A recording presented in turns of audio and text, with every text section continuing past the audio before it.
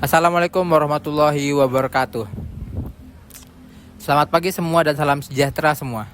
Kami dari kelompok 1 akan mempresentasikan tentang materi pengendalian internal kas. Kenalkan anggota kelompok kami. Saya Adelia Nurul Ihwani dengan NPM 250401003. Saya Sania Azhara dengan NPM 250401010. Saya Fauliza Agustina dengan NPM 250401073. Saya Anissa Fitria dengan NPM 250401015. Saya Dewi Putri Hertati dengan NPM 250401065. Saya Wija Martiningsih dengan NPM 250401139. Saya Lalu Zikrul Maulana dengan NPM 250401060. Saya Muhammad Fajar Syahidi dengan NPM 250401034. Nama saya Nurul Rahman, NPM 250401074. Pada video ini kami akan membahas mengenai pengendalian internal kas, karakteristik kas, pengelolaan kas kecil dengan metode impres dan metode fluktuasi, rekonsiliasi bank, serta jurnal penyesuaian yang timbul akibat rekonsiliasi bank. Selamat menyaksikan. Kas merupakan semua alat pembayaran yang siap dan bebas digunakan untuk membiayai kegiatan operasional perusahaan. Selain kas, terdapat akun bank yang menunjukkan saldo kas perusahaan yang disimpan di rekening giro dan dapat digunakan untuk kegiatan operasional ke perusahaan. Kas merupakan aset yang paling liquid karena dapat langsung digunakan untuk melakukan transaksi. Pengendalian internal kas adalah sistem yang dibuat perusahaan untuk mengamankan kas dari kesalahan maupun penyalahgunaan. Sistem ini dilakukan dengan memisahkan fungsi penerimaan, penyimpanan, pencatatan, pengeluaran, dan pengelolaan kas sehingga tidak seluruh pekerjaan dilakukan oleh satu orang. Tujuan utama pengendalian internal kas adalah menjaga keamanan kas perusahaan. Selain itu, pengendalian internal membantu mencegah terjadinya kecurangan, memastikan pencatatan transaksi dilakukan dengan benar, serta mempermudah proses pengawasan oleh manajemen. Kas memiliki karakteristik khusus yang membuatnya harus diawasi dengan baik. Kas tidak memiliki tanda kepemilikan dan mudah dipindah tangankan. Selain itu, hampir seluruh aktivitas perusahaan berhubung dengan kas, baik penerimaan maupun pengeluaran. Oleh karena itu, kas menjadi aset yang paling rentan terhadap kesalahan pencatatan maupun penyalahgunaan. Beberapa bentuk pengendalian internal kas yang diterapkan perusahaan antara lain adalah pengendalian penerimaan kas, penyimpanan kas, pencatatan kas, pengeluaran, dan pengelolaan kas. Contohnya adalah penyetoran kas ke bank setiap hari, penggunaan berangkas untuk penyimpanan uang, penggunaan cek untuk pembayaran besar, serta pemeriksaan kas secara mendadak. Setelah memahami konsep dasar pengendalian internal kas, selanjutnya kami akan membahas contoh kasus dan penyelesaiannya. Kasus yang akan dibahas meliputi pengelolaan kas kecil dengan metode impres dan fluktuasi, serta rekonsiliasi bank. Pada kasus pertama, kami akan membahas pengelolaan kas kecil menggunakan metode impres. PT Maju Bersama membentuk dana kas kecil pada tanggal 1 Maret 2025 sebesar 3 juta rupiah. Selama bulan Maret terjadi beberapa pengeluaran kas kecil sebagai berikut. Dalam metode impres, saldo dana kas kecil selalu dipertahankan tetap. Setiap terjadi pengeluaran, bukti transaksi disimpan terlebih dahulu. Pencatatan akuntansi dilakukan pada saat pengisian kembali dana kas kecil. Langkah pertama adalah menghitung seluruh pengeluaran kas kecil selama periode tersebut.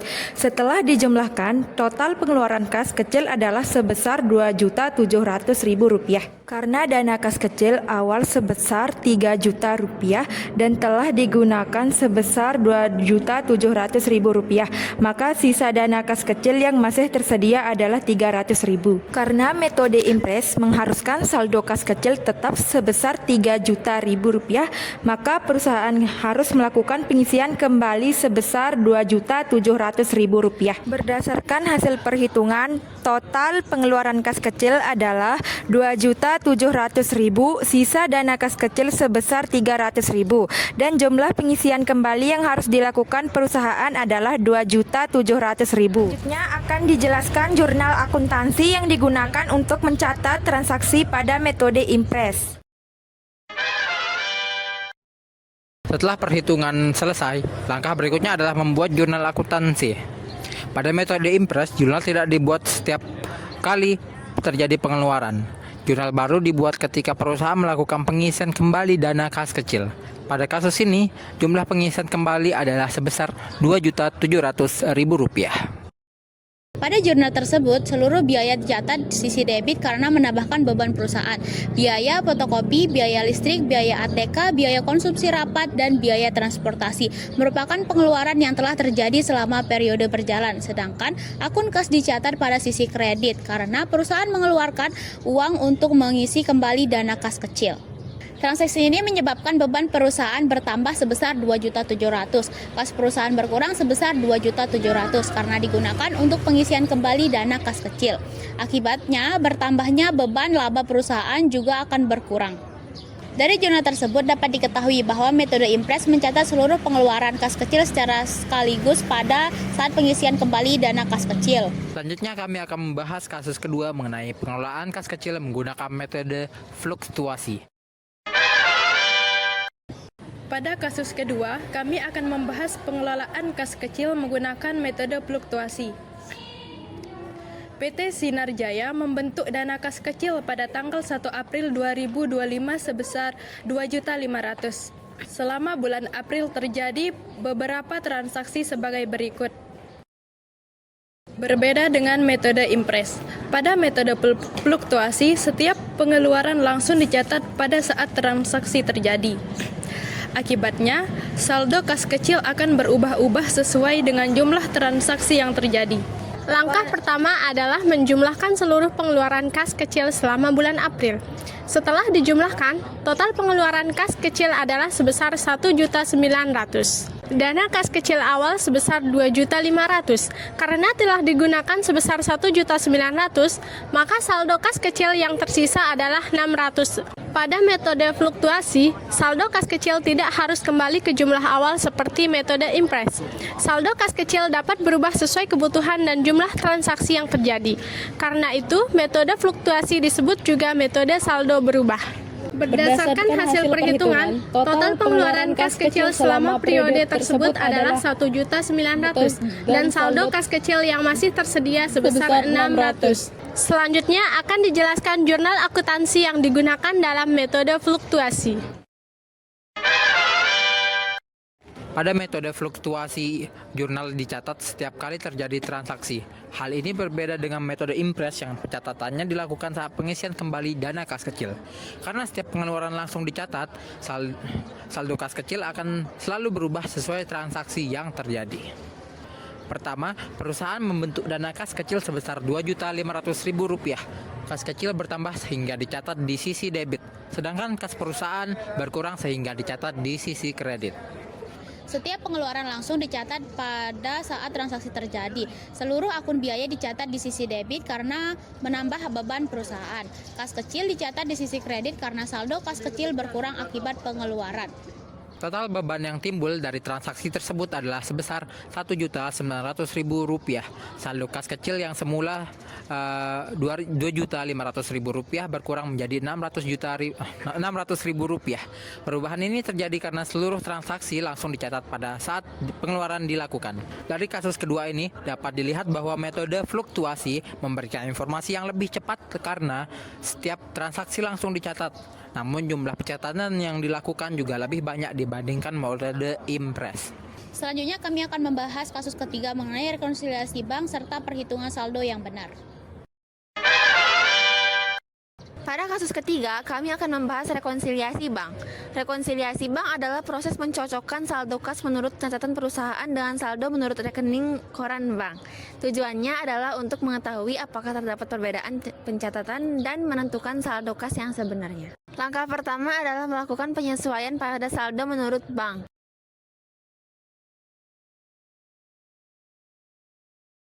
Setelah ditambah setoran dalam perjalanan dan dikurangi cek beredar, diperoleh saldo bank yang disesuaikan sebesar Rp77.500.000. Langkah berikutnya adalah menyesuaikan saldo menurut catatan perusahaan.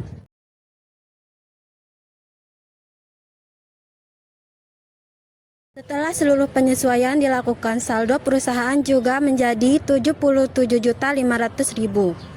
Karena saldo menurut bank dan saldo menurut perusahaan setelah penyesuaian menunjukkan jumlah yang sama, maka rekonsiliasi bank telah selesai dilakukan dengan benar. Saldo kas yang benar per akhir periode adalah sebesar 77.500.000. Setelah mengetahui hasil rekonsiliasi bank, selanjutnya akan dijelaskan jurnal penyesuaian yang harus dibuat perusahaan. Setelah rekonsiliasi bank selesai dilakukan, perusahaan perlu membuat jurnal penyesuaian. Jurnal penyesuaian dibuat untuk mencatat transaksi yang telah dicatat oleh pihak bank tetapi belum dicatat oleh perusahaan.